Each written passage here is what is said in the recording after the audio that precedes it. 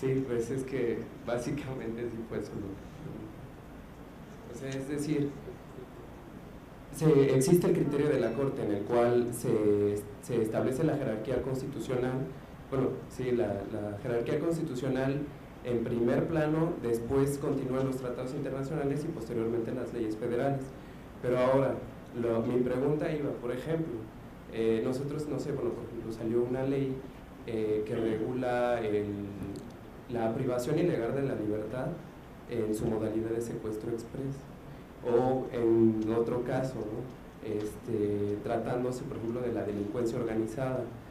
Entonces, por ejemplo, en dado caso de que alguna de estas normas pudieran llegar a ser declaradas inconstitucionales o en contra de algún tratado internacional, ¿qué sentido, por ejemplo, tendría el legislar estas materias si de todas maneras, bueno, se tiene la posibilidad de acudir a una convención?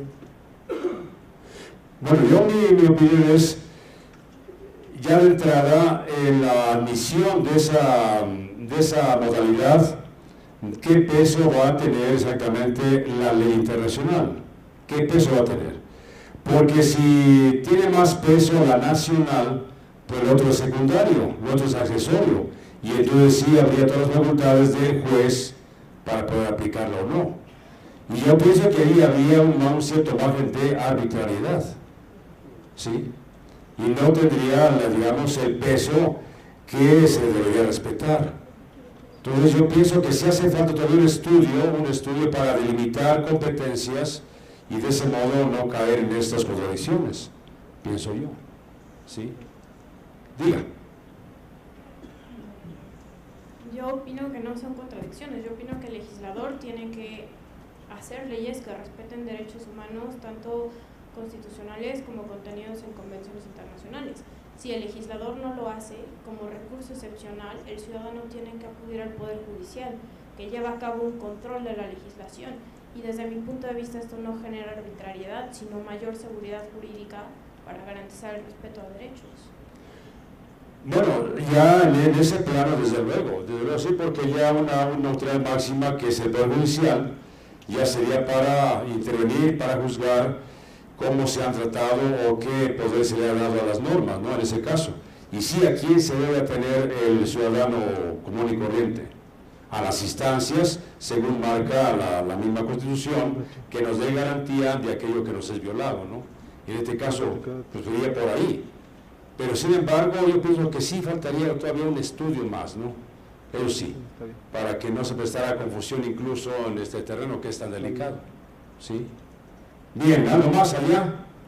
Bueno, considero que cuestión de la inaplicación de algún artículo, de alguna convención, de algún artículo que sea inconstitucional, que el juez considere que no lo puede aplicar, es cuestión de facultad o la facultad que tiene el juzgador para no aplicarlo, porque no tiene esa facultad. Ya iría a otra segunda instancia donde debe de ver si está la inconstitucionalidad o si ese artículo es contra la Constitución y se habla del control difuso de convencionalidad.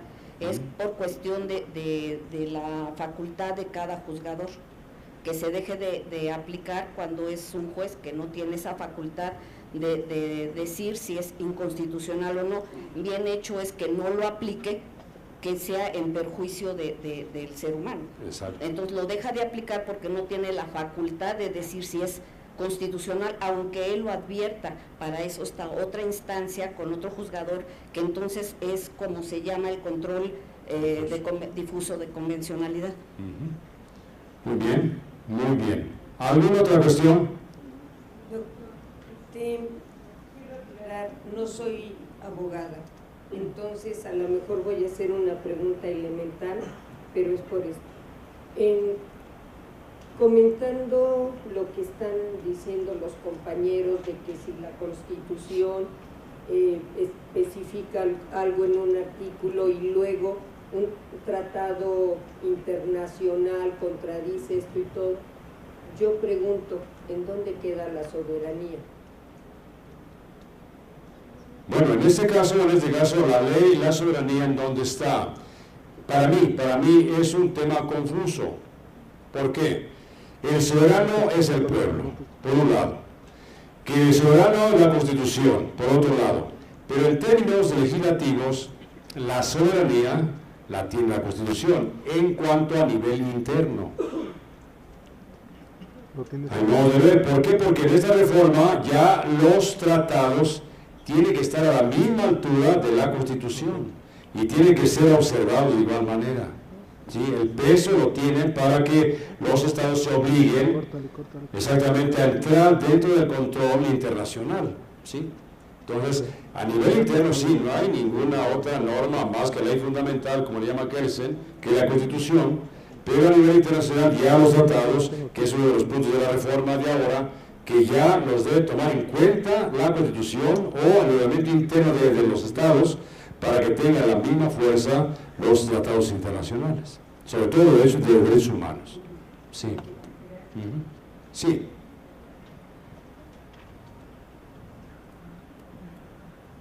Sí, gracias. Respecto a lo que decía mi compañera de la soberanía, yo creo que no se ve afectada porque al México firmar tratados internacionales se hace parte de ellos, entonces por tal está aplicando tal soberanía. Ahora, en cuanto a la Constitución, que una norma de la Constitución se contraponga con algún tratado internacional, se supone que para eso está el Poder Judicial, para utilizar el control de convencionalidad y poner y valorar el rango en el que se encuentran ambas normas y utilizar el derecho pro persona, es decir, defender el derecho humano que se está velando. Sí, bueno, en relación a lo que comentaba ahorita la compañera y a lo que decían hace un rato en cuanto a jerarquía de normas, yo recuerdo en mis clases de constitucional, perdón, no se habla de una jerarquía de normas, se habla de una supremacía constitucional. La Constitución está arriba de todo, incluso de los tratados internacionales. La misma Constitución habla de la Ley Suprema de la Unión, que establece la Constitución por encima y abajo, al mismo rango, tratados internacionales y leyes generales. Esa es la Ley Suprema de la Unión, por propia disposición de la Constitución. En cuanto hablaban de las antinomias, si la misma Constitución, por su carácter de suprema, establece una disposición contraria incluso a un convenio constitucional que previamente haber sido ratificado por el Senado debió haber sido analizado para que fuera conforme a la misma Constitución, pero puede ser que se haya pasado, o incluso una reforma posterior a la Constitución que se contraponga a un tratado, tú estás obligado a aplicar a la Constitución como autoridad, y no solamente, bueno, en relación a lo que decía también una persona acá atrás, no solamente un juzgador, ahora la reforma del artículo 1 es a cualquier autoridad, de cualquier nivel de gobierno. Bueno, eso sobre ese tema de que yo difiero, no se habla de jerarquía, se habla de distinta aplicación, ámbito de aplicación de las leyes y supremacía constitucional, según mis clases de constitucional, lo reitero. Ahora otro tema que también me parecía interesante. Yo la verdad pienso que los derechos humanos no es un descubrimiento actual, no es, o sea, bueno, usted lo ha dicho, o sea, viene desde hace muchos siglos incluso. Simplemente ahora todas estas reformas, yo no le veo gran diferencia a lo que había antes.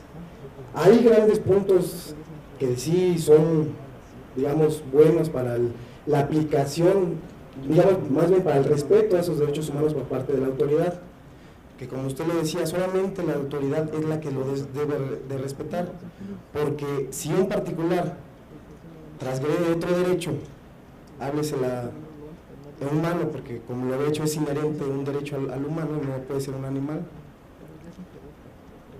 Hablando desde ese punto de vista,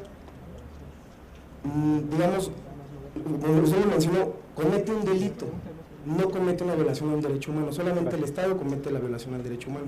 Por eso están las comisiones de derechos humanos, la nacional y locales. Bueno, por alguna confusión que incluso creo que el compañero que estaba de este lado que decía que qué pasaba porque si los particulares también transgredían derechos humanos. Eso ha sido toda la vida, la existencia del ser humano, ¿no? Cuando se transgrede el derecho ajeno. Entonces, regreso a lo que estaba. Yo pienso que simplemente esto de, ahora vamos a pregonar por los derechos humanos y todos somos garantistas y así, es simplemente para legitimar estos nuevos gobiernos, para mi punto de vista, porque incluso el sistema acusatorio en materia penal es otra forma de legitimar la forma de gobierno, para mí, más bien a los gobernantes, porque nuestro sistema de justicia penal ya aplicaba muchos principios que decían que ahora son novedosos, que dicen, perdón, que ahora son nuevos, ¿no? Que apenas se insertaron, y no, simplemente estaban, digamos, de una manera implícita, no explícita, como ahora lo convirtieron.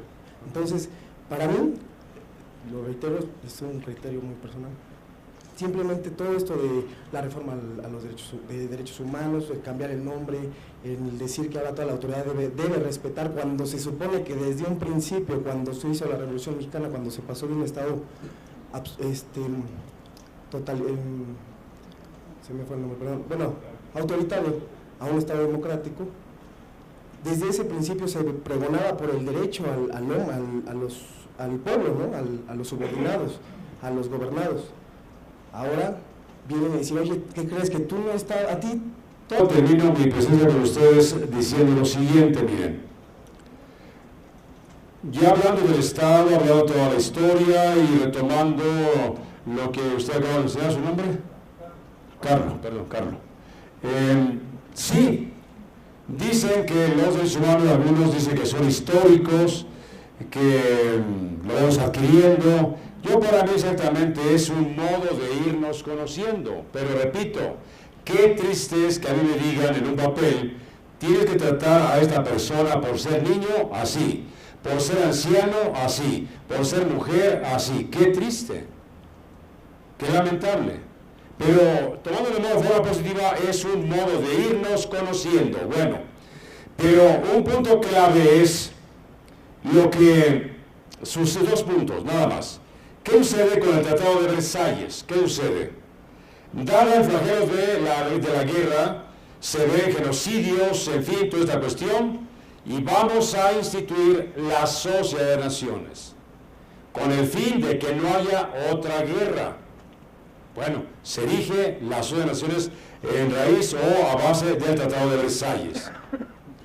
No cuaja, no sirvió, recuerden, fue un periodo de guerra fría, terrible, y al fin explota y desaparece, por supuesto, la Sociedad de Naciones porque no cumplió con su objetivo.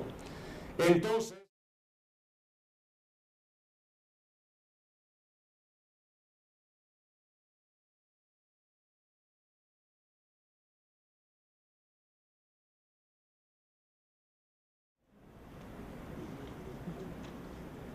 sí, pues es que básicamente sí fue eso. O sea, es decir, existe el criterio de la Corte en el cual se establece la jerarquía constitucional, bueno, sí, la jerarquía constitucional en primer plano, después continúan los tratados internacionales y posteriormente las leyes federales. Pero ahora, mi pregunta iba, por ejemplo, nosotros, no sé, bueno, por ejemplo, salió una ley que regula la privación ilegal de la libertad en su modalidad de secuestro express, o en otro caso, ¿no? Tratándose, por ejemplo, de la delincuencia organizada. Entonces, por ejemplo, en dado caso de que alguna de estas normas pudieran llegar a ser declaradas inconstitucionales o en contra de algún tratado internacional, ¿qué sentido, por ejemplo, tendría el legislar estas materias si de todas maneras... la nacional, pues el otro es secundario, el otro es accesorio, y entonces sí habría todas las facultades del juez para poder aplicarlo o no. Y yo pienso que ahí habría un cierto margen de arbitrariedad, ¿sí? Y no tendría, digamos, el peso que se debería respetar. Entonces yo pienso que sí hace falta todavía un estudio. Bueno, se tiene la posibilidad de acudir a una convención. Bueno, yo mi opinión es, ya de entrada, en la admisión de esa modalidad, ¿qué peso va a tener exactamente la ley internacional? ¿Qué peso va a tener? Porque si tiene más peso